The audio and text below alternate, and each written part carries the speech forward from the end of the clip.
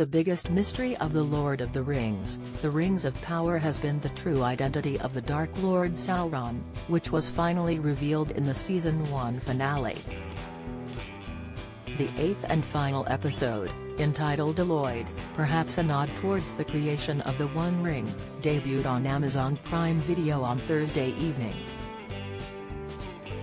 Fans around the world watched in awe as the evil figure the numerous heroes have been fighting was revealed in shocking fashion.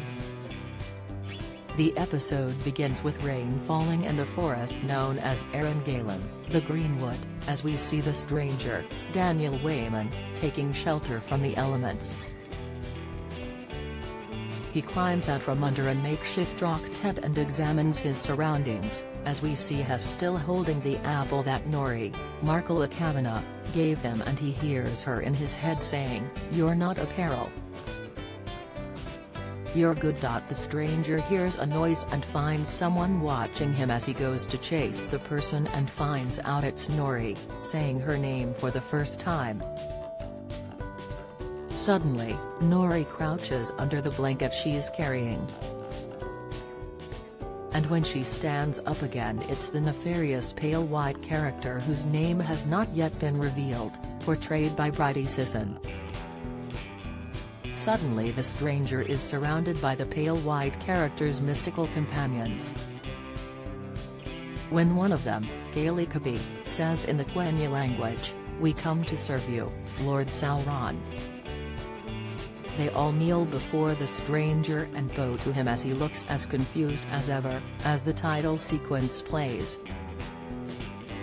The episode cuts to Galadriel, Morfydd Clark, riding on horseback, while, in Lindon, Elrond, Robert Aramayo, and Celebrimbor, Charles Edwards, await King Gil-galad's, Benjamin Walker, return. Gil-galad arrives tomorrow, expecting to be presented with a method of saving all Elvendom.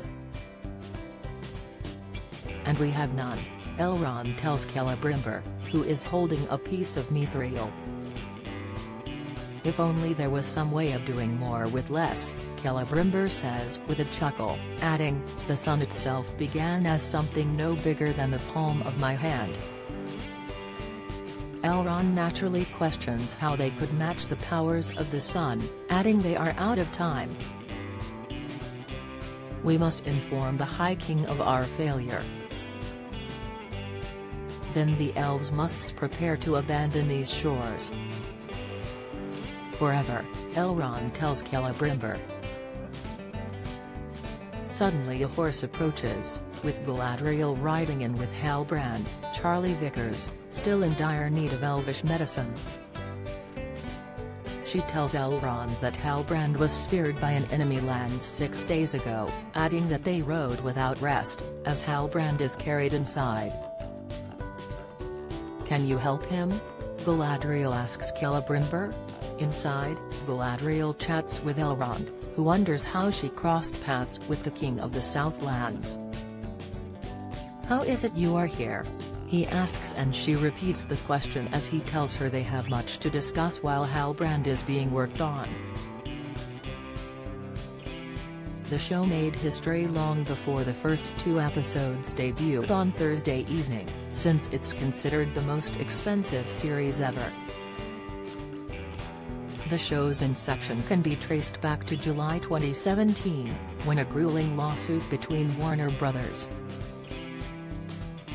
the studio behind The Lord of the Rings and Hobbit films, and the J.R.R. Tolkien estate, was settled. Both the studio and the estate started offering the television rights to the franchise to streaming services, with Amazon quickly becoming a frontrunner. Amazon co-founder Jeff Bezos has previously given a mandate to the Prime Video streaming service that he wanted a large-scale franchise. Bezos was also reportedly a huge fan of the franchise and was personally involved in the negotiations for just the rights alone, which were ultimately acquired in November 2017 for a whopping $250 million. Amazon also struck a deal with the Tolkien Estate and the Tolkien Trust, where they are believed to have given the green light for upwards of 5 seasons of the show. With an estimated production commitment of between $100 million and $150 million per season, Amazon is expected to shell out $1 billion for the production costs and the rights, when all is said and done. The series was created by Patrick McKay and J.D. Payne, who had previously only worked on 2016's Star Trek Beyond as uncredited writers. The duo pitched a series that would be set in the Second Age of Middle-earth, a history glossed over in a 5-minute prologue during the Lord of the Rings films.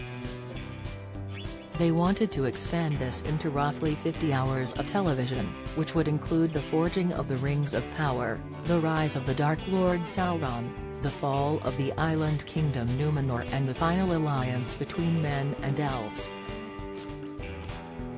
There will be characters fans will recognize, though, most notably Galadriel, played in the LOTR movies by Cate Blanchett, with a much younger version played Morfydd Clark.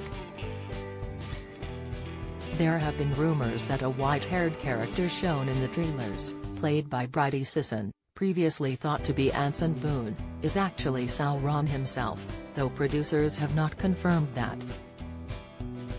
Executive producer Lindsay Weber would neither confirm nor deny Sisson's character. She did offer a hint as to his origins to time. "We are enjoying all the speculation online and can tell you Bridie Sisson is an incredible actor," Weber began. "We also thought fans might like to know that her character is traveling from far to the east, from the lands of Rhûn," Weber teased.